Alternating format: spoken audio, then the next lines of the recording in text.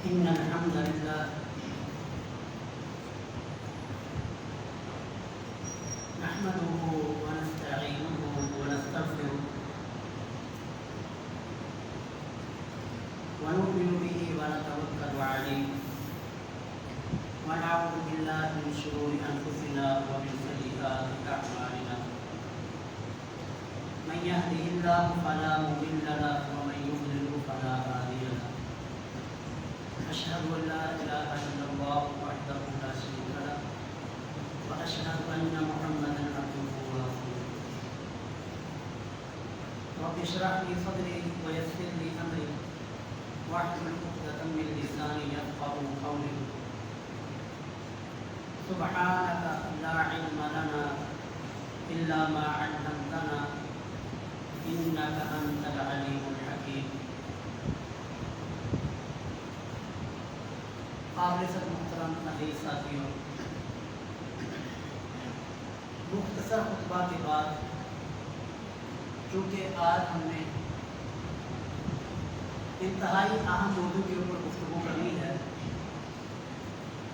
تو اس وجہ سے وقت اور ٹائم کو بچاتے ہوئے ہم اپنی گفتگو کو شروع کرتے ہیں. آج کی گفتگو خطبہ جمعہ کا موضوع شہادت حسین رضی اللہ تعالی عنہ اور اس کے متعلق قاتلین حسین کہ سیدنا حسین رضی اللہ تعالی عنہ کو شہید کرنے والے وہ لوگ کون تھے، احادیث کی روشنی میں اور مستند تاریخ کی روشنی میں. سب سے پہلے بات یہ عرض کر دوں، یہ واقعہ کربلا جس قدر یہ امت کے اندر مشہور اور معروف ہے، اسی قدر اس کے اندر جھوٹ، کذب بیانی اور جھوٹی روایات، من گڑت قصے اور کہانیاں وہ بھی اس کے اندر شامل ہیں. واقعہ کربلا کے متعلق صحیح ترین روایات وہ بہت ہی چند اور تھوڑی ہیں، لیکن قصے کہانیاں وہ بہت ہی زیادہ ہیں. اس کی وجہ ایک راوی ہے، نام یاد رکھیے گا، ابو مخلف لوط بن یحییٰ. یہ سارے واقعہ کربلا کی جو کہانیاں گڑی ہوئی ہیں، پانی بند ہو گیا، یہ فلاں ہو گیا، دوپٹے اتار لیے گئے، یہ سارا گروہ، یہ ساری کی ساری کارستانی اس راوی کی ہے، ابو مخلف لوط بن یحییٰ. لیکن یہ راوی محدثین کے نزدیک کذاب اور دجال ہے، اس کی روایت کا قطعاً کوئی اعتبار نہیں ہے. تو قرآن کریم سے ہم ابتدا کرتے ہیں کہ خالق کائنات اللہ رب العزت نے اس پورے واقعہ کربلا کے اندر جو ہوا، جو کچھ گیم کھیلی گئی، اللہ پاک نے سورہ یوسف کے اندر اس پوری کہانی کو اللہ نے ایک نئے انداز کے اندر بیان فرما دیا تھا.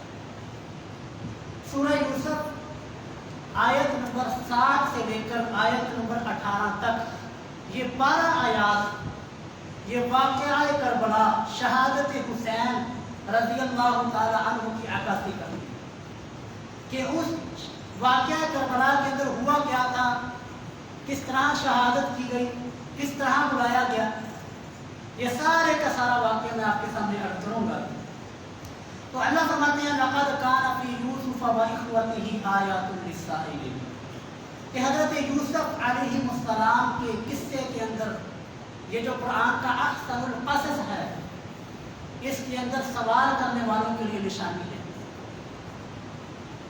اذ قالوا ليوسف واخوه احب الى ابينا منا ونحن عصبة، جب یوسف کے بھائیوں نے یہ کہا کہ ہمارا بھائی یوسف اور بنیامین یہ ہمارے والد حضرت یعقوب علیہ السلام کو زیادہ محبوب ہے، ان کے ساتھ زیادہ محبت کرتے ہیں، وَنَحْنُ عُصْبَةٌ حالانکہ ہم ایک جتھا ہیں، ہم قوت اور طاقت والے ہیں، ہمارے جسم، ہمارے قدقات یہ یوسف سے زیادہ ہے، بنیامین سے زیادہ ہے. تو ہمارے باپ کی محبت وہ یوسف کے ساتھ ہے، بنیامین کے ساتھ ہے، ہمارے ساتھ ہمارے والد کی محبت نہیں. تو لہذا کیا کیا جائے، یہ ایک سازش تیار کی جائے، ایک پلاننگ تیار کی جائے، اقتلوا یوسف او اطرحوه ارضا، یا تو یوسف علیہ السلام کو قتل کر دیا جائے، یوسف علیہ السلام کو شہید کر دیا جائے، یا پھر ارضا یخل لکم وجه ابیکم، کسی دور دراز زمین کے اندر اس کو پھینک دیا جائے، اس کو جلا وطن کر دیا جائے۔ لیکن شہید کرنے کے بعد، اس کو کسی دور کی زمین پر پھینکنے کے بعد، وَتَكُونُوا مِن بَعْدِهِ قَوْمًا صَالِحِينَ، تم بڑے بڑے جبے پہن کر، ہاتھوں کے اندر تسبیح پکڑ کر، اللہ اللہ کے نام لا کر یہ نیک بن جانا، پرہیزگار اور متقیوں جیسی شکل بنا لینا۔ یہ ایک سازش چاہیے تھی، سازش کھیلی گئی کہ یوسف علیہ السلام کو شہید کر دیا جائے یا جلا وطن کر دیا۔ قال قائل منهم، ان میں سے یہ کہنے لگا کہ اس کو قتل نہ کرو، جو کرو اس کو القوہ فی غیابۃ الجب، اندھیرے کنویں کے اندر پھینک دیا جائے، تاکہ کوئی قافلہ آئے تو اس کو اٹھا کر لے جائے، ہماری جان چھوٹ جائے، ہم اور والد کی محبت ہمارے ساتھ ہو جائے۔ اب پلاننگ تیار ہو گئی، سازش تیار ہو چکی ہے کہ یوسف علیہ السلام کو یا تو شہید کرنا ہے یا کنویں کے اندر ڈالنا ہے۔ اب آئے والد کے پاس آئے، یا ابانا ما لک لا تأمنا علی یوسف، اے ہمارے ابا جان، ما لک لا تأمنا، آپ کو کیا ہے کہ آپ یوسف کے معاملے میں ہم پر اعتماد نہیں کرتے، یوسف کے معاملے میں آپ ہم پر بھروسہ نہیں کرتے، ہمارے ساتھ نہیں دیکھتے، ہمارے ساتھ ان کو کھیلنے نہیں دیتے، ہمارے ساتھ اٹھنا بیٹھنے نہیں دیتے، تو اے ابا ارسلہ معنا غدا یرتع ویلعب، کل اس کو ہمارے ساتھ بھیجیے تاکہ یہ باہر نکلے اور باہر کی فضا کے مزے لے، کھائے پیے، کھیلے کودے۔ وَإِنَّا لَهُ لَحَافِظُونَ، ہم اس یوسف کی حفاظت کرنے والے ہیں، ہم اس کی حفاظت کریں گے، کوئی بھی دشمن آئے تو ہم اس کے سامنے ڈال بن جائیں گے، اس کی حفاظت کریں گے۔ لیکن یعقوب علیہ السلام جو کہ نبی ہیں فرماتے ہیں انی لَيَحْزُنُنِي أَن تَذْهَبُوا بِهِ وَأَخَافُ أَن يَأْكُلَهُ الذِّئْبُ، کہ مجھے ڈر اور خوف اس بات کا ہے کہ اگر میں نے یوسف کو تمہارے ساتھ بھیج دیا یا تمہارے ساتھ چلا گیا تو مجھے خوف اور ڈر ہے کہ کہیں اس کو بھیڑیاں نہ کھا جائیں۔ اب یعقوب علیہ السلام ابھی بھیڑیے کا واقعہ ہوا ہی نہیں، بھیڑیے نے ابھی کھایا ہی نہیں، بھیڑیے کا ابھی ڈرامہ انہوں نے رچایا ہی نہیں، اس سے پہلے ہی وحی کے مطابق حضرت یعقوب علیہ السلام سے زبان سے یہی نکلا کہ مجھے ڈر اور خوف ہے کہ کہیں اس کو بھیڑیاں نہ کھا جائے، وَأَنْتُمْ عَنْهُ غَافِلُونَ، اور تمہیں اس بات کا علم ہی نہ ہو۔ آگے کہنے لگے لَإِنْ أَكَلَهُ الذِّئْبُ وَنَحْنُ عُصْبَةٌ، اے ابا، اگر یوسف علیہ السلام کو بھیڑیے نے کھا لیا اور ہماری قوت طاقت، یہ ہمارے جسم اور ہمارے وجود یہ کس کام کے، ہم اس کے سامنے آڑ بن جائیں گے۔ وَإِنَّا إِذًا لَخَاسِرُونَ، اگر ایسا معاملہ ہو گیا تو پھر تو ہمارے پلے کچھ ہی نہیں، ہم تو پھر خسارے والے ہو جائیں گے کہ ہمارے ہوتے ہوئے ہمارے بھائی یوسف کو بھیڑیا کھا جائے، یہ کیسے ہو سکتا ہے۔ بہرحال یہ پلاننگ اور سازش پہلے سے تیار تھی۔ تو فلما ذهبوا به واجمعوا ان يجعلوه في غيابة الجب، اپنی سازش اور پلاننگ کے تحت اپنے ذہن کے اندر جو انہوں نے پلان کیا تھا اس کے مطابق حضرت یوسف علیہ السلام کو کنویں کے اندر ڈال دیا، کنویں کے اندر پھینک دیا، اور پھینکنے سے پہلے حضرت یوسف کی قمیض کو اتروا دی۔ اب جب یہ سارا معاملہ ہو گیا، رات کا شام کا وقت ہوا، تو قرآن نے نقشہ کھینچا، قرآن کہتا ہے وَجَاءُوا أَبَاهُمْ عِشَاءً يَبْكُونَ، وہ شام کے وقت، عشاء کے وقت آنسو بہاتے ہوئے، روتے ہوئے، ہاتھ منہ پر مارتے ہوئے، ماتم کرتے ہوئے، یہ ساری کیفیت بنا کر وہ گھر کے اندر داخل ہوتے ہیں۔ اے ابا جان، اِنَّا ذَهَبْنَا نَسْتَبِقُ وَتَرَكْنَا يُوسُف، ہم دوڑ لگانے کے لیے، بھاگنے کے لیے گئے اور اپنے سامان کے پاس حضرت یوسف علیہ السلام کو بٹھا گئے، جو آپ نے کہا تھا، جو آپ نے سوچا تھا وہی ہو گیا۔ فَأَكَلَهُ الذِّئْبُ، اس یوسف کو بھیڑیے نے کھا لیا، بھیڑیے اس یوسف کو کھا لیا ہے۔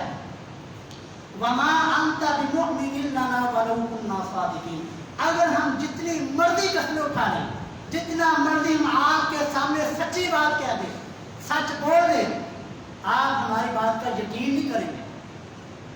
झूठ, जुर्म, मुजरम वो निशान जरूर छोड़ता है, वो निशान जरूर छोड़ता है अपनी जुबान के अंदर। कहता है वमा अंत बिमुमिनिन लना वलौ कुन्ना सादिकीन, हम अगर सच भी बोल रहे हो तो तब भी आप हमारी बात पर एतमाद नहीं करेंगे। अब दलील के तौर पर हजरत यूसुफ अलैहिस्सलाम का जो कमीज उन्होंने उतरवा लिया था, वो दलील के तौर पर वो कमीज उसके ऊपर खून लगाकर अपने वालिद को दिखाते हैं कि ये देखो ये कमीज है, और कमीज बच गई यूसुफ अलैहिस्सलाम को भेड़िया खा। हालांकि भेड़िया इतना समझदार और इतना अक्लमंद था कि उसने पहले यूसुफ अलैहिस्सलाम का कमीज उतरवाया जो कि बिल्कुल साफ सुथरा, सिर्फ उसके ऊपर खून के दाग लगे हुए, ऊपर पंजों के निशान, फटने के निशान कोई नहीं। खून लगा लिया लेकिन कमीज को फाड़ना ये भूल गए। जुर्म अपना निशान जरूर छोड़ता है, जुर्म मुजरम अपने नक्शे कदम से कुछ ना कुछ निशानियां जरूर छोड़ते जाता है जिससे जुर्म की निशान तक है। तो वजाउ अला कमीसिही बिदमिन, वो हज़रत यूसुफ के कमीज के ऊपर खून लगाकर, कुरान कहता है ये दलील झूठी थी, बिदमिन कज़िब, झूठा खून लगाकर हजरत याकूब अलैहिस्सलाम को दिखाते हैं कि ये देखो हम सच बोल रहे हैं, दलील ये है, कमीज के ऊपर खून लगा हुआ है। तो यूसुफ अलैहिस्सलाम को भेड़िया खा गया। हजरत याकूब कहते हैं बल सव्वलत लकुम अनफुसुकुम अमरा, बल्कि ये तुम्हारे नफ्सों ने अपनी तरफ से कोई बात कर ली है। अब चूंकि यूसुफ मेरे सामने नहीं, कोई दलील मेरे पास नहीं, फसब्रुन जमील, आपको सब्र ही हो सकता है, अच्छा सब्र हो सकता है। वल्लाहुल मुस्तआन अला मा तसिफून, और जो तुम कह रहे हो अल्लाह ताला इसका मुहाफ़िज़ है, कि अल्लाह ताला ये बेहतर जानता है कि हकीकत क्या है। ये वाक़या बिआइनिही वाक़या करबला इसलिए कि पहले बुलाया गया, बुलाने के बाद फिर गद्दारी की गई, गद्दारी के बाद फिर उनको शहीद किया गया, और फिर वजाउ अबाहुम इशाअन यबकून के इस आयत का मिसदाक बनते हुए रोना, चीखना, चिल्लाना, ये मातम करना ये शुरू हो गया। अब इस वाक़े की तफसील में अल्लाह के रसूल सल्लल्लाहु अलैहि वसल्लम एक मरतबा दुआ करते हैं, हाथ उठाकर अल्लाह के नबी दुआ करते हैं, अल्लाहुम्मा बारिक लना फी शामिना व यमनिना, अल्लाह हमारे मुल्क शाम में बरकत अता फरमा, हमारे मुल्क यमन में बरकत अता फरमा। तो आप सल्लल्लाहु अलैहि वसल्लम से कहा गया या अल्लाह के नबी हमारे नजद के बारे में भी दुआ कीजिए। क़ालू फी नजदिना, अल्लाह के नबी हमारे नजद के बारे में भी दुआ कीजिए। अल्लाह के पैगंबर फरमाते हैं हुनाका दलादिलु वल फितनु व बिहा यतलु क़र्नु शैतान, उस नजद के अंदर ये ज़लज़ले हैं और फितने हैं और शैतान के सीध वहां से शुरू होंगे। इसी वजह से हमें लोग नजदी होने का ताना देते हैं। लेकिन क्या आपने कभी इस हदीस की और बाकी तमाम तुरक के ऊपर गौर किया? आइए एक और हदीस सुनिए। हजरत अब्दुल्लाह बिन उमर रज़ियल्लाहु ताला अन्हु वो फरमाते हैं कि राइतु रसूलुल्लाह सल्लल्लाहु अलैहि वसल्लम, मैंने अल्लाह के रसूल को देखा, यशीरु बियदिही यौमन इलल अराक, कि अल्लाह के रसूल इराक की जानब वो हाथ का इशारा करके अल्लाह के पैगंबर ये फरमाते हैं हुनाका दलादिल वल फितन व बिहा यतलु क़र्नु शैतान, यहाँ पर फितने हैं, शैतान का सीन यहाँ से शुरू होगा और ज़लज़ले यहाँ पर हैं। आप यहाँ पर इराक का वाज़ेह लफ्ज़ मौजूद है और ये हदीस मुस्नद अहमद में है। इसी तरह सालम बिन अब्दुल्ला बिन उमर, हजरत उमर के पोते, उनका भी कौल अहले इराक के मतलब यही है और ये हदीस सही मुस्लिम 7297 नंबर हदीस है कि वहाँ पर मशरक का भी लफ्ज़ है और इराक का भी लफ्ज़ है। आप मदीना के अंदर आप जो गए हुए हैं, मदीना के अंदर अगर इंसान खड़ा हो और अपना इशारा, अपना चेहरा, अपना रुख वो मशरक की जानब करे तो मशरक की जानब पूछिए जो सऊदीया के अंदर रहने वाले हैं, जब वो वहाँ पर वक्त गुजार कर आए हैं कि वहाँ पर मशरक के अंदर कौन से इलाके हैं। वैसे ये ध्यान के अंदर रखिएगा, अरब के अंदर 12 नजद है, 12 नजद अरब के अंदर मशहूर है। नजद अजा, बरक, खाल, अशरी, अदर, अकाब, कब مریع یمن اور آخری عراق۔ یہ جو عراق کا نجد، نجد کہتے ہیں اونچی زمین کو، یہ جو عراق کا نجد ہے یہ مدینہ سے مشرق کی جانب ہے، باقی نجد وہ کسی اور جانب ہے، لیکن یہ نجد عراق یہ مشرق کی جانب ہے۔ اسی عراق کے متعلق اللہ کے نبی صلی اللہ علیہ وسلم فرماتے ہیں ہناک الزلازل، یہاں عراق کے اندر زلزلے ہیں، والفتن اور فتنے یہیں سے ابتدا ہوگی، وبہا یطلع قرن الشیطان اور یہیں سے شیطان کا سین طلوع ہوگا۔ اب عراق کے اندر 3 بڑے شہر اور 3 بڑے مرکز اس وقت تھے، بغداد، کوفہ، بصرہ، یہ 3 اس وقت مرکز تھے جن کی طرف اللہ کے رسول صلی اللہ علیہ وسلم نے اشارہ کر کے کہا تھا یہاں سے فتنے طلوع ہوں۔ اس کے بعد جب یہ متعین ہو گیا کہ فتنوں کی سرزمین، اور عالم تاریخ پڑھ کے دیکھیے، آپ حدیث کی کتب پڑھ کے دیکھیے، جبریہ، قدریہ، معتزلہ، خارجیہ، یہ تمام کے تمام فتنے، کرامتہ، کرامیہ، یہ سارے کے سارے فتنے وہی کوفہ سے اٹھے ہیں، وہیں سے طلوع ہوئے ہیں، اور یہ شہادت حسین کا فتنہ بھی یہیں سے طلوع ہوا، یہیں سے نکلا۔ یہ تو ہم نے متعین کر لیا کہ فتنوں کی سرزمین جہاں سے فتنے نکلیں گے وہ ہے کوفہ، بغداد، بصرہ، عراق کی سرزمین۔ لیکن فتنوں کا آغاز کب ہوگا؟ یہ حدیث صحیح بخاری کی 1435 نمبر یہ حدیث ہے۔ حضرت عمر رضی اللہ تعالیٰ عنہ ایک مرتبہ پوچھتے ہیں کہ تمہیں فتنوں کے بارے میں پتہ ہے؟ تم میں سے کوئی فتنوں کے بارے میں جانتا ہے؟ تو حضرت حذیفہ رضی اللہ تعالیٰ عنہ رازدار رسول، جن کو اللہ کے رسول صلی اللہ علیہ وسلم نے منافقین کے نام بھی بتائے، حضرت حذیفہ رضی اللہ تعالیٰ عنہ فرماتے ہیں کہ جی امیر المومنین میں جانتا ہوں فتنوں کو۔ حضرت عمر نے پوچھا بتائیے وہ کون سے فتنے ہیں؟ انہوں نے چھوٹے چھوٹے فتنوں کے بارے میں، انسان مال کے ذریعے، اولاد کے ذریعے فتنے کے اندر مبتلا ہوتا ہے۔ حضرت عمر نے فرمایا نہیں، یہ فتنہ نہیں، بلکہ ولکنی ارید الذی تموج کموج البحر، میں اس فتنے کے متعلق آپ سے سوال کر رہا ہوں، اس فتنے کے متعلق تم سے پوچھتا ہوں جو فتنہ سمندر کی موجوں کی طرح ہوگا، بڑا ہوگا، سمندروں کی موجوں کی طرح ٹھاٹھے مارتا ہوا وہ آئے گا۔ تو حضرت حذیفہ آگے سے کہتے ہیں لیس علیک بہا یا امیر المؤمنین بأس، اے امیر المؤمنین آپ کیوں ڈرتے ہیں؟ آپ کے ہوتے ہوئے، جب تک آپ موجود ہیں، آپ کے ہوتے ہوئے وہ فتنہ نہیں آ سکتا۔ بینک و بینہا باب مغلق، آپ کے اور ان کے درمیان، ان فتنوں کے درمیان ایک دروازہ ہے، اللہ رب العالمین جب تک اس دروازے کو قائم رکھیں گے وہ فتنہ نہیں آ سکے گا۔ تو حضرت عمر فرماتے ہیں کہ وہ دروازہ فیکسر الباب او یفتح، اس دروازے کو توڑا جائے گا یا کہ کھولا جائے گا۔ تو حضرت حذیفہ کہتے ہیں رضی اللہ تعالیٰ عنہ اس دروازے کو توڑا جائے گا، یعنی کہ شہید کیا گیا۔ اس حدیث کے بعد کے اندر لوگوں نے پوچھا کہ اس دروازے سے مراد کون ہے، کہ وہ دروازہ کون ہے جس کے ہوتے ہوئے فتنے نہیں آ سکتے اور جس کے جانے کے بعد فتنے آئیں گے اور قیامت تک بند نہیں ہوں گے؟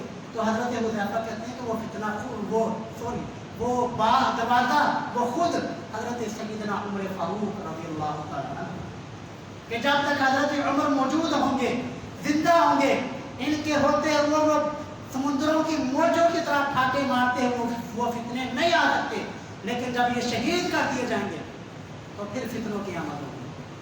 آئیے، جب کیسر و کسریٰ اور اس وقت کی سپر پاوریں یہ حضرت عمر رضی اللہ تعالیٰ عنہ کے ہاتھوں یہ مغلوب ہوتی ہیں، شکست ہوتی ہے، اس وقت انہوں نے یہ ذہن بنا لیا کہ اب ہم مسلمانوں کا مقابلہ فیس ٹو فیس نہیں کر سکتے، سامنے آ کر ہم مسلمانوں کا مقابلہ نہیں کر سکتے، کیونکہ اگر پاکستان، چائنا، جاپان، امریکہ ان ملکوں کو شکست دے دے ٹیکنالوجی کے اندر، تو پھر پاکستان کے سامنے کھڑا ہونے کی کوئی ہمت نہیں کرے گا کہ انہوں نے تو یہ سپر پاور اس کو گرا دیا۔ اس وقت کی جو سپر پاور تھی کیسر و کسریٰ، سیدنا حضرت عمر فاروق رضی اللہ تعالیٰ عنہ کے دور کے اندر یہ دونوں سپر پاوریں مسلمانوں کے ہاتھوں آ گئی اور یہ مغلوب ہو گئے، شکست ہو گئی، کیونکہ رسول اللہ صلی اللہ علیہ وسلم نے اس کی پیشین کوئی فرمائی۔ اس کے بعد یہ یہود و نصارہ نے ذہن بنا لیا کہ اب ہم مسلمانوں کے سامنے آ کر नहीं लड़ सकते। अगर इन मुसलमानों को हराना है, शिकस्त देना चाहते हो, इनको गिराना चाहते हो, तो फिर साजिशें करो छुप छुप के, मिन वराई जुदर, रात के अंधेरे में वार करो, दीवार के पीछे से वार करो, और इनके सोने के वक्त, इनकी गफलत के वक्त वार करो तो तुम इनसे जीत सकते हो, वगरना तुम इनके सामने नहीं आ सकते। यही जहन लेकर हजरत सैयदना फारूक आजम जितनी भी शहादतें हुई हैं वो इसी साजिश के तहत हुई हैं, वो इसी प्लानिंग और जहर के तहत हुई हैं। हजरत उमर की शहादत रज़ियल्लाहु ताला अन्हु प्लानिंग और साजिश के तहत हुई कि फजर की नमाज अंधेरे में आते हैं। वो शख्स बदबख्त जिसको ईरान वालों ने बाबा शुजा का लक़ब दिया कि ये हमारे बहादुरी का बाबा है, और उसके मज़ार के ऊपर ये बहुत बड़ा ये कतबा लिख के लगाया हुआ है कि ये बाबा शुजा है, इन्होंने नाउज़ बिल्लाह मआज़ल्लाह हज़रत उमर को शहीद किया था। जिसको हज़रत उमर के कातिल को वो बाबा शुजा और बहादुरी का बाबा समझे, आप उससे इस्लाम की किस तरह तौबा कर सकते हैं? वो पीछे छुपा हुआ अबुल उलूम मुजस्सी रात के अंधेरे के अंदर फजर की नमाज में वार करते हैं, हज़रत उमर को शहादत होती है। आप फितनों की इब्तिदा हुई। वाक़या करबला की हज़रत हुसैन रज़ियल्लाहु ताला अन्हु की शहादत की तारीख वो यहाँ से शुरू होती है। हज़रत उमर रज़ियल्लाहु ताला अन्हु शहीद होते हैं तो खिलाफत हज़रत सैयदना उस्मान गनी रज़ियल्लाहु ताला अन्हु के हाथ में आती है। हज़रत उस्मान रज़ियल्लाहु ताला अन्हु दिल के नरम और मिजाज के बड़े ही नरम, इनके मिजाज के अंदर नरमी थी। इस नरमी का फ़ायदा उठाते हुए उन साजिशियों ने, उन जो प्लानिंग करने वालों ने, वो हज़रत उस्मान रज़ियल्लाहु ताला अन्हु को भी साजिश के तहत घर के अंदर दाखिल होकर और 4 बड़े बड़े ग्रोहों को भेजकर, लोग कहते हैं कि हज़रत उस्मान ने किताल का हुक्म क्यों नहीं दिया, खिलाफत को क्यों नहीं छोड़ दिया। ये मेरे भाई बातें करनी बहुत आसान है। मदीना की आबादी वो चंद हज़ारों के अंदर थी, और जो सवाई टोला, जो बागी और कातिलीन उस्मान रज़ियल्लाहु ताला अन्हु मदीना के अंदर आए, वो लाखों की तादाद के अंदर थे। अगर हज़रत उस्मान ने गनी हुक्म दे देते तो मदीना के अंदर बहुत की कत्ल की ताल होता, लेकिन हज़रत उस्मान ने रज़ियल्लाहु ताला अन्हु ने मदीना की हुकूमत को पामाल नहीं किया, अपनी जान दे दी। खिलाफत क्यों नहीं छोड़ देते? क्योंकि रसूलुल्लाह सल्लल्लाहु अलैहि वसल्लम ने फरमाया था, उस्मान तुझे अल्लाह एक कमीज पहनाएगा, उसको उतारना नहीं। इस हदीस की वजह से हज़रत उस्मान खिलाफत को नहीं छोड़ते। बहरहाल हम अपने मौजू की तरफ आते हैं। हज़रत उस्मान गनी को भी ये एक साजिश के तहत और एक प्लानिंग के तहत मिन वराई जुदर, रात के अंधेरे में दीवार के पीछे से होकर वार करोगे तो ये शिकस्त खा सकते हैं, वरना इनके सामने आकर लड़ोगे तो तुम्हारी शिकस्त पक्की। हज़रत उस्मान को शहीद कर दिया गया। उसके बाद खिलाफत आती है हज़रत सैयदना अली मुर्तज़ा रज़ियल्लाहु ताला अन्हु के पास। उस वक्त दोनों पार्टियों के दरमियान जंग करवाई गई, जंग जमल, जंग सिफ़ीन और नहरवान। ये जंगें हुई। जंग सिफ़ीन के अंदर जब सुलह होने लगी, हज़रत अली और हज़रत मुआविया रज़ियल्लाहु ताला अन्हु सुलह होने लगी। अब इन्होंने देखा तो हमारी साजिश और हमारा प्लान वो तो नाकाम होने लगा, तो रात के अंधेरे में इन्होंने उधर तीर चलाए, उन्होंने उधर तीर चलाए। हज़रत अली रज़ियल्लाहु ताला अन्हु की पार्टी ने समझा उधर से बगावत होगी, हज़रत अमीर मुआविया की पार्टी ने समझा हज़रत अली की पार्टी ने बगावत कर दी। तो नतीजे के अंदर दोनों आपस के अंदर जंग हुई और हज़ारों की तादाद में मुसलमान शहीद हुए। उसके बाद हज़रत अली मुर्तज़ा रज़ियल्लाहु ताला अन्हु कूफे के अंदर मकीन हुए। कूफे के अंदर हज़रत अली मुर्तज़ा, मुख्तसर करते हैं ताकि हम अपने मौजू की तरफ आ जाए। हज़रत अली रज़ियल्लाहु ताला अन्हु की साजिश के तहत फजर की नमाज में अंधेरे के अंदर, जैसा कि वो प्लान तय हुआ था, साजिश तैयार हुई थी कि अगर अब तुम इनको गिराना चाहते हो, लड़ना चाहते हो, इनको शहीद करना चाहते हो, इनको गिराना चाहते हो, तो साजिश मिन वराई जुदर, दीवार के पीछे से होकर रात के अंधेरे में वार करोगे तो कामयाब हो सकते हो। तो अब्दुर्रहमान इब्ने मुलजिम शकी बदबख्त ने हज़रत अली रज़ियल्लाहु ताला अन्हु को वार करके शहीद किया। इस शहादत के बाद आती है खिलाफत हज़रत हसन रज़ियल्लाहु ताला अन्हु के पास। हज़रत हसन रज़ियल्लाहु ताला अन्हु 6 महीने खिलाफत करके 6 महीने हुकूमत के बाद हज़रत अमीर मुआविया रज़ियल्लाहु ताला अन्हु के हाथ के ऊपर बैठ कर लेते। क्योंकि वो मामले को समझ गए थे कि ये साजिशी टोला, ये जो फितनों की जगह है वहाँ से मजीद फितने उठ रहे हैं, साजिशों के साथ उठ रहे हैं। तो हजरत हसन रज़ियल्लाहु ताला अन्हु ने अपनी खिलाफत से दस्तबरदारी करके हजरत अमीर मुआविया रज़ियल्लाहु ताला अन्हु के हाथ के ऊपर बैठे। अब अहले बैत के फर्द हैं, हजरत हुसैन रज़ियल्लाहु ताला अन्हु के भाई हैं, हजरत अली के, हजरत फातिमा रज़ियल्लाहु ताला अन्हुम अजमईन के बेटे हैं, अहले बैत के फर्द हैं। अब इनको इस खिलाफत से दस्तबरदारी के बाद, हजरत अमीर मुआविया के ऊपर हाथ रखने के बाद लोगों ने क्या गाने दिए, कूफा वालों ने कौन सी इनको गालियां दी? 3 गालियां तारीख ने नकल की हैं। तारीख कहती है, या मुसव्विदा वुजूहुल मुस्लिमीन, ऐ मुसलमानों के चेहरों को काले करने वाले। हजरत हसन रज़ियल्लाहु ताला, इसलिए आप देखेंगे हाथ सीने पर लगेगा, मातम होगा और बैनर लगाए रहेंगे तो नारा होगा वाह हुसैन। वाह हसन का नारा क्यों नहीं लगता? हसन का नाम क्यों नहीं लेते? रज़ियल्लाहु अजमईन क्यों? वो भी अहले बैत के फर्द हैं, वो भी हजरत अली के बेटे हैं, हजरत हुसैन के भाई हैं, वो भी जन्नती नौजवानों के सरदार हैं। जो फजीलतें अहले बैत की हजरत हुसैन के बारे में है, वही फजीलतें हजरत हसन रज़ियल्लाहु ताला अन्हु के बारे में भी हैं, लेकिन उनका नाम नहीं लिया जाता। ये एक सवाल है कि हजरत हसन का नाम क्यों नहीं लिया जाता पूरे मातम के अंदर, जुलूसों के अंदर? क्यों? क्योंकि उस वक्त अहले कूफा ने, ये कूफियों ने, ये शियातुना व शियातुका व शियातु अबी का नारे लगाने वालों ने हजरत हसन को 3 गालियां दी थी। तारीख ने नकल की, पहली गाली, या मुसव्विदा वुजूहुल मुस्लिमीन, ऐ मुसलमानों के चेहरों को काले करने वाले, या मुज़िल्लल मुस्लिमीन, ऐ मुसलमानों को जलील करने वाले, या आरन अलल मुमिनीन, ऐ मोमिनों के ऊपर आर और ऐब लगाने वाले। हजरत हसन रज़ियल्लाहु ताला अन्हु को ये 3 गालियां उसी साजिशी टोले ने, जहां से फितनों की इब्तिदा अल्लाह के रसूल बता कर गए थे, उन्हीं लोगों ने ये दी गालियां। और फिर हजरत हसन ये घोड़े के ऊपर सवार थे, उनको घोड़े से उतारा गया, ये खंजर उनकी रान के ऊपर मारा गया, मुसल्ले पर बैठे हुए तो मुसल्ला खींच लिया गया। आइए तारीख जलालुल उयून उनकी किताब, जिल्द नंबर 1 सफ़ा नंबर 356, सुन्नियों की किताब अल इसाबा जिल्द नंबर 2 सफ़ा नंबर 64, हजरत हसन रज़ियल्लाहु ताला अन्हु को इस तरह बेदर्दी के साथ गालियां देकर और ये इंतहाई जिल्लत के साथ, जिल्लत इनकी नज़र में, वरना वो तो जन्नती नौजवानों के सरदार हैं, तो इस तरह हजरत हसन रज़ियल्लाहु ताला अन्हु को शहीद किया गया। अब ये हुकूमत हजरत अमीर मुआविया रज़ियल्लाहु ताला अन्हु के हाथ में आ गई। तारीख कहती है, आप भी जरा तहकीक कीजिए कि 40 हिजरी से लेकर 60 हिजरी तक हजरत अमीर मुआविया रज़ियल्लाहु ताला अन्हु की हुकूमत, 40 हिजरी से लेकर 60 हिजरी तक कोई साजिश नहीं हुई।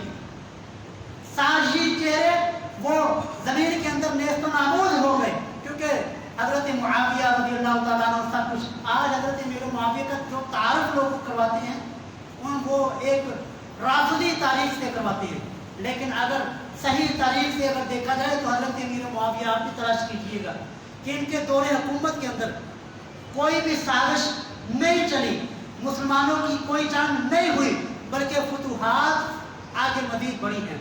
बहरहाल हजरत अमीर मुआविया रज़ियल्लाहु ताला अन्हु 60 हिजरी को 22 रजब को इनकी वफ़ात होती है। अब हुकूमत आती है यजीद इब्न मुआविया, यहाँ से असल बात शुरू होती है। अब यजीद के हाथ में हुकूमत आती है, इधर मदीना के अंदर सैयदना हुसैन रज़ियल्लाहु ताला अन्हु मौजूद हैं।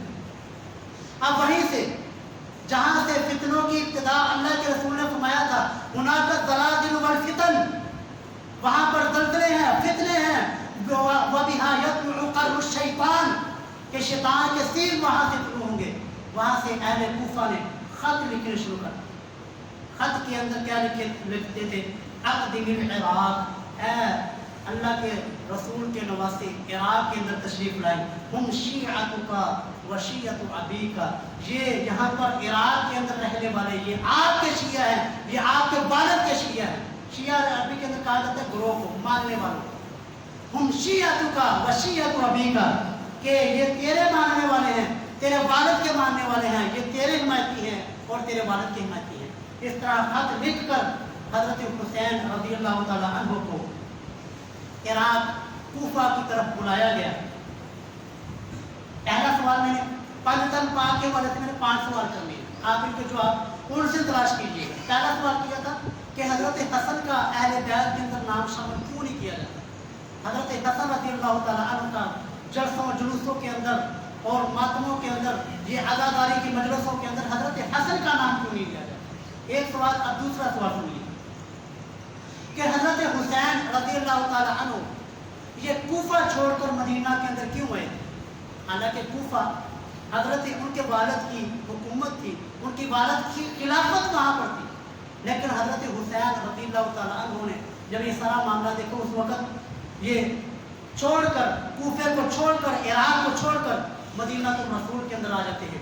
वहाँ से फिर कूफा के अंदर दोबारा खत लिखे जाते हैं, अक़दिमिल इराक, ऐ अल्लाह के रसूल के नवासे इराक के अंदर आ जाइए। हम शियतु का वशियत अबी का, ये आपकी शिया है, ये आपके वालिद की शिया है।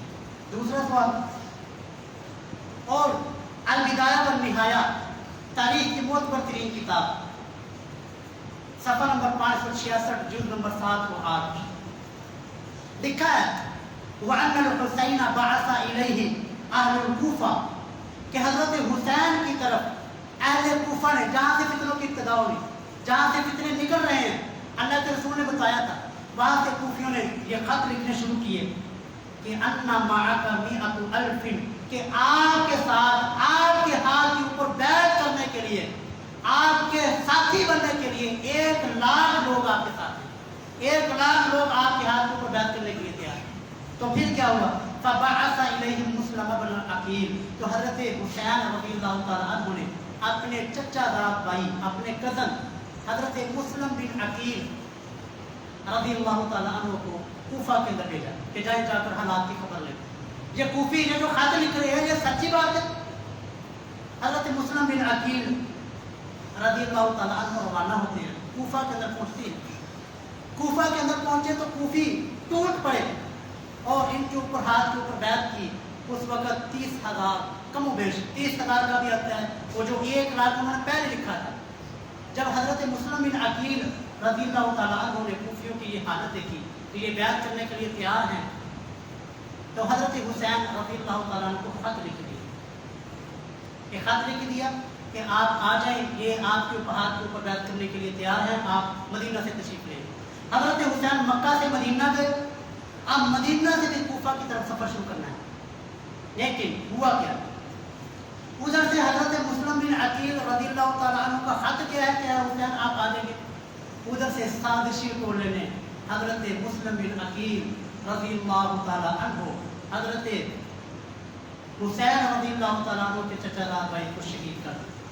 अब आप लोग यहाँ पे कहते हैं ओ जी अब्दुल्लाह बिन ज़ियाद आ गया था कूफा के अंदर, उसने सारा कुछ संभाल लिया था, तो इस वजह से मुस्लिम बिन अकील वो कुछ नहीं कर सके, अहले कूफा का कुछ नहीं कर सके। सवाल यहाँ पर ये है कि जब मुस्लिम बिन अकील रज़ी अल्लाह तआला अन्हु के ऊपर मुश्किल आई है, जब अब्दुल्लाह बिन ज़ियाद ने ये मुनादी और ऐलान करवा दिया कि मुस्लिम बिन अकील जिस घर से मिलेगा उस घर को भी सजा दी जाएगी और मुस्लिम बिन अकील को पकड़कर गिरफ्तार करके लाया जाए। ये जो बैत करने वाले, खत लिखने वाले और हम शियतु का वशियत अबी का ये कहने वाले, ये कहाँ थे? बनु उमैया के यजीद की फौज ने जब अब्दुल्लाह बिन ज़ियाद ने कूफा का चार्ज संभाल लिया, आ गया कूफे के अंदर, हजरत मुस्लिम बिन अकील को गिरफ्तार करने का आर्डर कर दिया, तो उस वक्त ये जो बैत करने वाले, ये नारे लगाने वाले, ये कहाँ पर थे? ये हो गया तीसरा सवाल कि जब कूफा वालों ने, जब खत हजरत मुस्लिम बिन अकील का हजरत हुसैन की तरफ चला गया, तो बाद के अंदर हजरत मुस्लिम बिन अकील को अब्दुल्लाह बिन ज़ियाद उसकी फौज ने गिरफ्तार किया और गिरफ्तार करके शहीद कर दिया। तो अहले कूफा, ये जो खत लिखने वाले, ये कहाँ पर थे? तीसरा सवाल। अंसार ने रसूलुल्लाह को बुलाया था, अल्लाह के पैगंबर हमारे पास आए, और फिर बाद में कहा था अल्लाह के रसूल, हम मूसा की कौम की तरह नहीं हैं जो कहेंगे इज़हब अंत व रब्बुका फक़ातिला, जा और तू और तेरा रब जाकर लड़े, हम तो यहाँ पर बैठे हैं। नहीं, अल्लाह के पैगंबर, हम आपके सामने लड़ेंगे, आपके पीछे लड़ेंगे,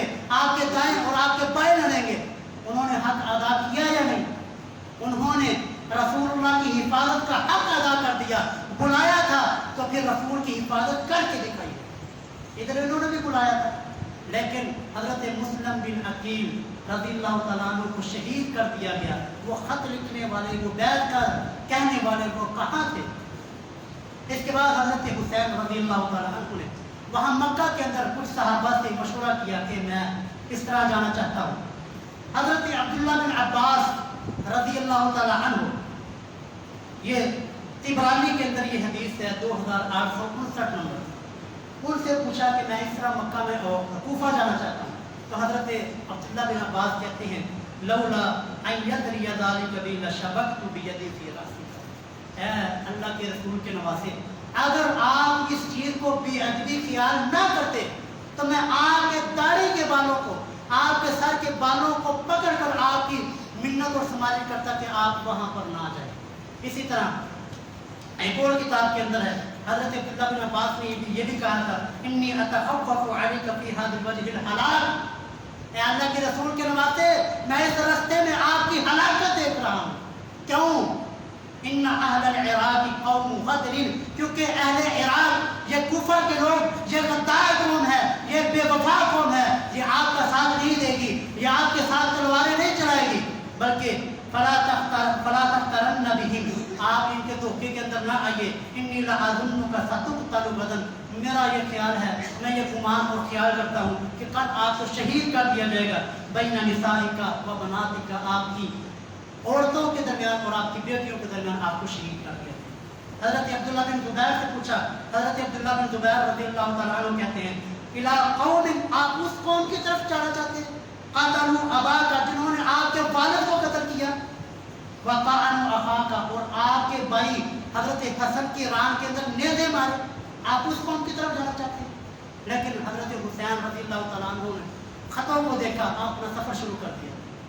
چلتے چلتے تاریخ کی کتابیں بھی کہتی ہیں کہ فرزدق راستے کے تقریباً 12 صحابہ نے ان کو جانے سے منع کیا تھا, حضرت حسین رضی اللہ تعالیٰ عنہ.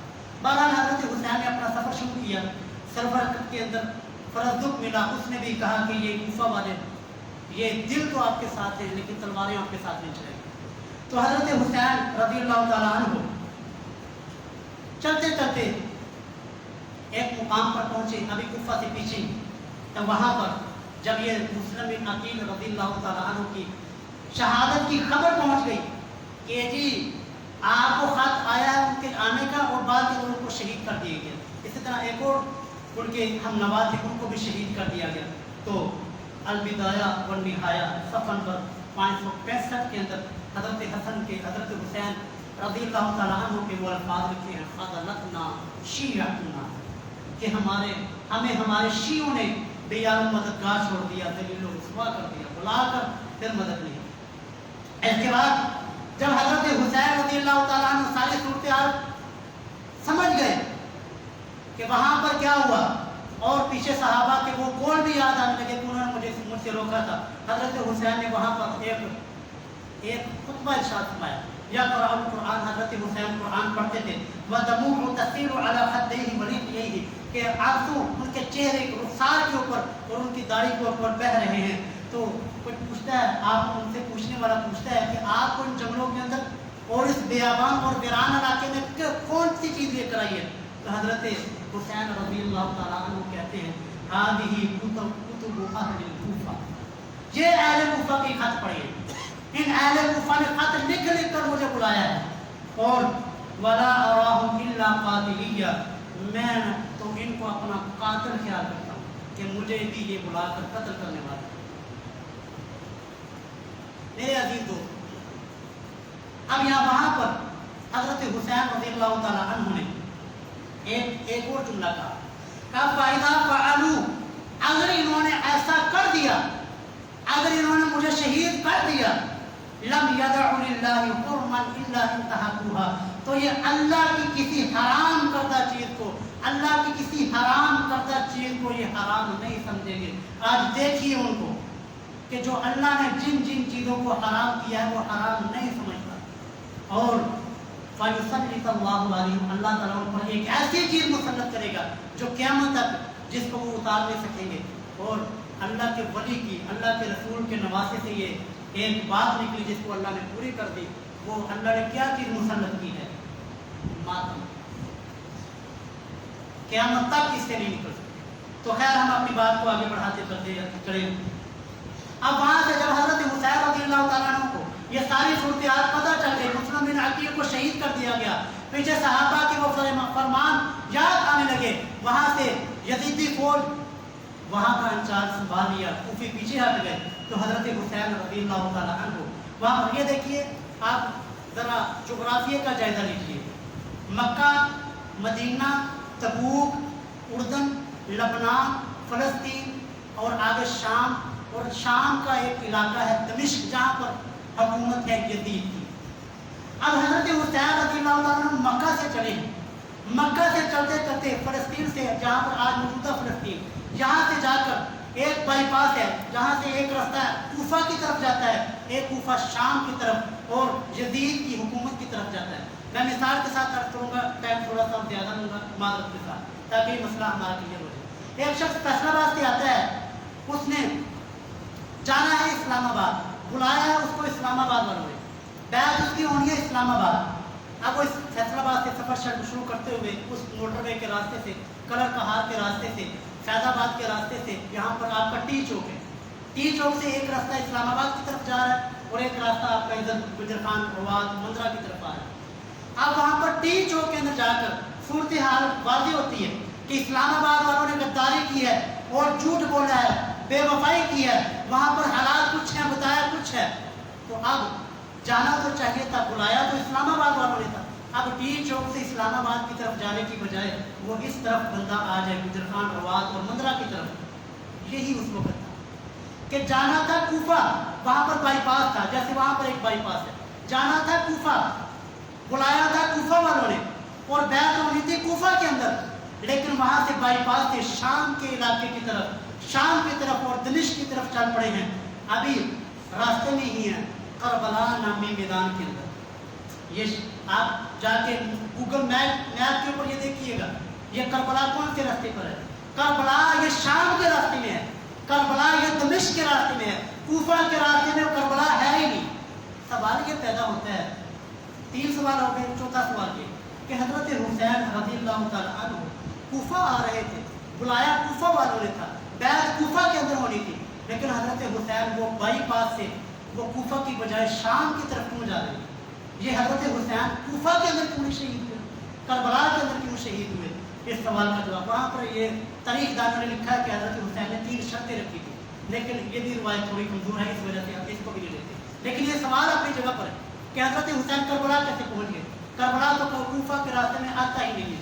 اسی طرح جب کوفیوں نے یہ دیکھ لیا کہ ہمارے خط حضرت حسین کے پاس ہے اور حضرت حسین جا رہے ہیں شام کی طرف، کربلا کے اندر پہنچ کر ان کو روک لیا گیا. اور پھر کیا ہونا تھا؟ کوفہ والوں نے جب یہ دیکھا کہ اگر یہ خط یزید کے پاس پہنچ گئے تو ہماری خیال نہیں، تو پھر انہوں نے وہیں پر نواسہ رسول جگر گوشائے حضرت فاطمہ الزہرا رضی اللہ تعالیٰ عنہ اور جنتی نوجوانوں کے سردار ان کو وہیں پر کربلا کے اندر اہل عراق کو کوفیوں نے شہید کر دیا. اسی طرح یہ وقت مختصر کرتے ہیں کہ ایک حوالے دیکھیں، شیعہ کتاب مسعودی اپنی کتاب کے اندر جلد 3 صفحہ نمبر 71 کے اندر کہتا ہے وہ جو حضرت حسین کو شہید کرنے والے تھے، ہم اہل الکوفہ خاصۃ، وہ اہل کوفہ تھے، لم یحضرهم شامی، اس کے اندر کوئی شامی یزیدی فوج اس کے اندر کوئی فرد داخل نہیں تھا. امام زین العابدین حضرت علی بن حسن جنہوں نے اپنا یہ واقعہ کربلا اپنی آنکھوں سے دیکھا ہے، سارا واقعہ ان کی موجودگی کے اندر ہوا ہے، وہ جب کوفہ کے اندر گئے اس واقعے شہادت حسین کے بعد تو دیکھا لوگ ماتم کر رہے ہیں. وجاءوا اباهم عشاء يبكون، خود کنویں کے اندر ڈالا اور خود ہی رونا شروع کر دیا. تو یہاں پر بھی شہید بھی خود کیا اور خود ہی پھر ماتم اور رونا شروع کر دیا. حضرت امام زین العابدین علی بن حسین بن علی وہ کہتے ہیں ہؤلاء یبکین، یہ لوگ روتے ہیں، فمن قتلنا، تو ہمیں بھی کس نے قتل کیا ہے؟ اگر یہ لوگ رو رہے ہیں، ماتم کر رہے ہیں، تو پھر ہمارا قاتل کون ہے؟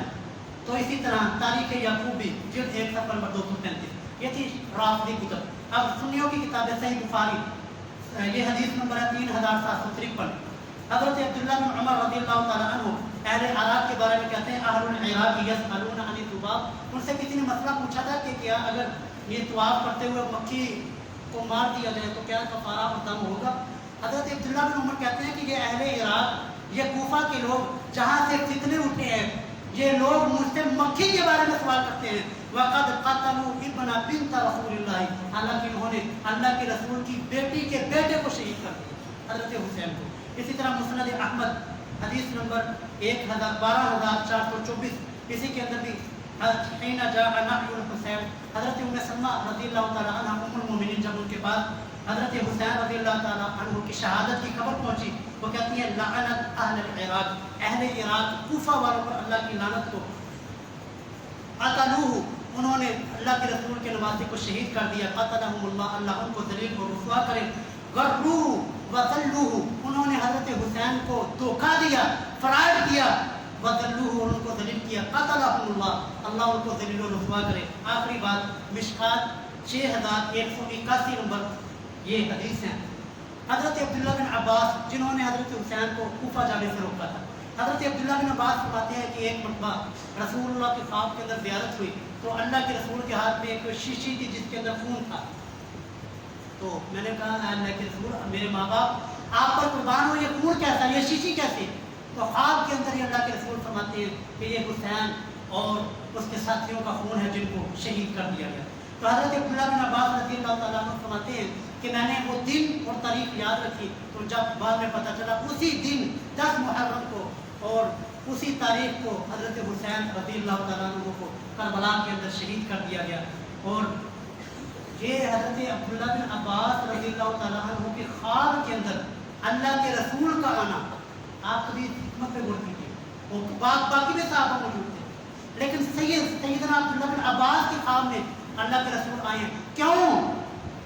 کیونکہ بعد کے اندر عباس کا علم اٹھا کر یہ حسین و حسین یا حسین کے نعرہ لگانے والوں یہی، اسی وجہ سے حضرت عبداللہ بن عباس کے خواب میں آ کر جس طرح وہ چھوٹا بڑوں کو شکایت نہیں لگاتا کہ یہ کوئی بندہ کسی کو شکایت کرتا ہے کہ دیکھیں جی آپ کے یہ دیکھیں آپ کے ماننے والوں نے، آپ کے یہ پیروکاروں نے یہ کر دیا، تو حضرت رسول اللہ صلی اللہ علیہ وسلم حضرت ابن عباس کے خواب میں آ کر یہ بھی بتاتے ہیں کہ حضرت حسین رضی اللہ تعالیٰ عنہ کو شہید کر دیا گیا۔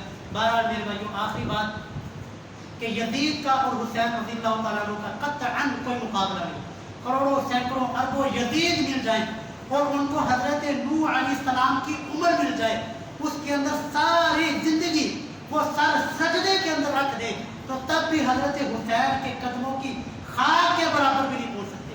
یہ ہمارا ایمان اور عقیدہ ہے کہ حضرت حسین کا اور یزید کا قطعاً کوئی مقابلہ نہیں ہے۔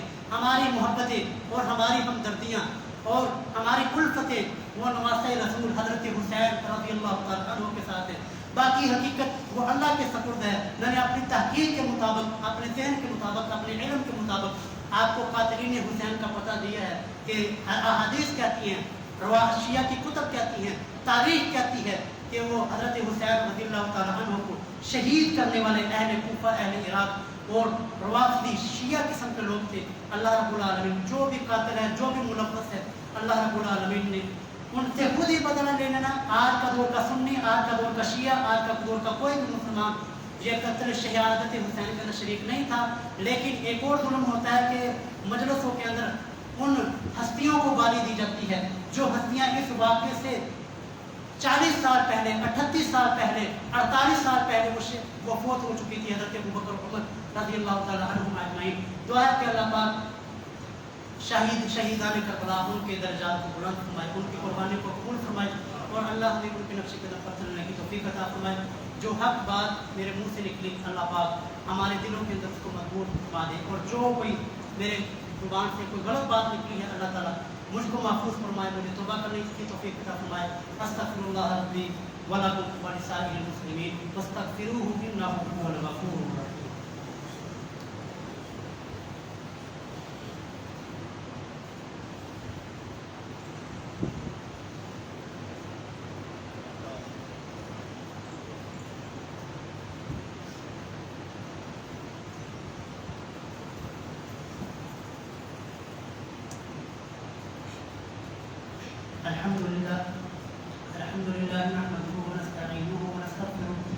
ونؤمن به ونتوكل عليه ونعوذ بالله من شرور أنفسنا ومن سيئات أعمالنا من يهده الله فلا مضل له ومن يضلل فلا هادي له وأشهد أن لا إله إلا الله وحده لا شريك له ونشهد أن محمدا عبده ورسوله أما بعد فإن خير الحديث كتاب الله وخير الهدي هدي محمد صلى الله عليه وسلم وشر الأمور محدثاتها وكل محدثة بدعة وكل بدعة ضلالة وكل ضلالة في النار. عبادت کے ساتھ ایک سوال میں پانچواں جو سوال تھا وہ بھول چکا تھا. پانچواں سوال یہ ہے کہ کربلا کے اندر جو شہید ہونے والے تھے ان کے ذرا نام تو بتا دیں اپنی کتابوں کے اندر. ان کے نام ابو بکر، عمر، عثمان، ان کے ناموں کے اوپر نام تھے لیکن ان کے ناموں کو چھپا دیا گیا ہے. اس کی وجہ کیا ہے؟ یہ پانچواں سوال کہ شہید آنے کربلا ان کے نام کیا ہیں اپنی کتابوں سے ہی بتا دیں. وہاں پر بھی یہ حضرت ابو بکر، عمر ان کے نام سے نام لکھے ہوئے ہیں. سبحان ربک رب العزۃ عما یصفون وسلام علی المرسلین والحمد للہ رب العالمین.